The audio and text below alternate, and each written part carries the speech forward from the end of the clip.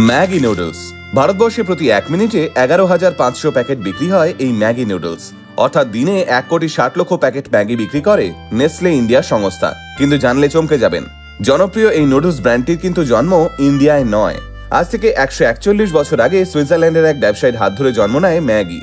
কিন্তু ভারতবর্ষে ম্যাগির আত্মপ্রকাশ হয় আজ থেকে মাত্র 42 বছর আগে। কিন্তু এই 42 বছরে ম্যাগি যেভাবে নিজের ম্যাজিক দেখিয়েছে তা হয়তো আর কোনো ব্র্যান্ড আজ অব্দি দেখাতে পারেনি।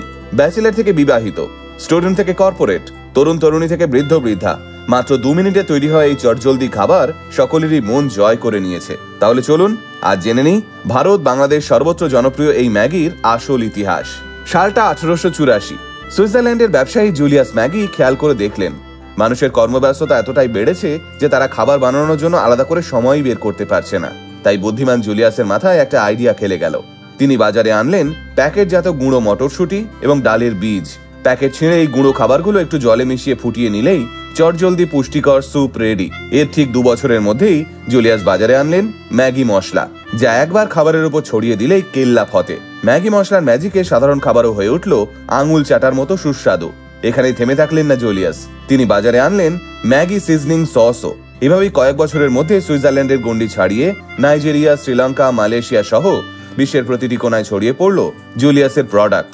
এরপর এলো বিশ্বযুদ্ধ, একটা নয় পরপর দুটো। ফলে সেই কারণেই ব্যবসায় খানিকটা ভাটা পড়ল জুলিয়াসের। আর ঠিক এই সুযোগটাকেই কাজে লাগালো নেসলে কোম্পানি।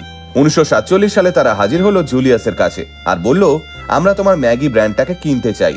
এরপর বিপুল পরিমাণ অর্থের চুক্তিতে নিজের ম্যাগি ব্র্যান্ডটাকে নেসলের হাতে তুলে দিলেন জুলিয়াস। কিন্তু ঠিক তারপরেই যুগান্তকারী একটা কাজ করে বসলো নেসলে কোম্পানি। 1958 সালে জাপানের মোমোফুকো আন্দো নামের একটা লোক ইনস্ট্যান্ট নুডলস নামের একটা খাবার আবিষ্কার করে ফেলেছিল ততদিনে। নেসলে ঠিক ইনস্ট্যান্ট নুডলসের সঙ্গেই মিশিয়ে দেয় জুলিয়াস ম্যাগির তৈরি মশলাটিকে। ব্যাস, তারপর বাকিটা ইতিহাস। সারা বিশ্বে দাবানলের মতো ছড়িয়ে পড়লো ম্যাগির জনপ্রিয়তা।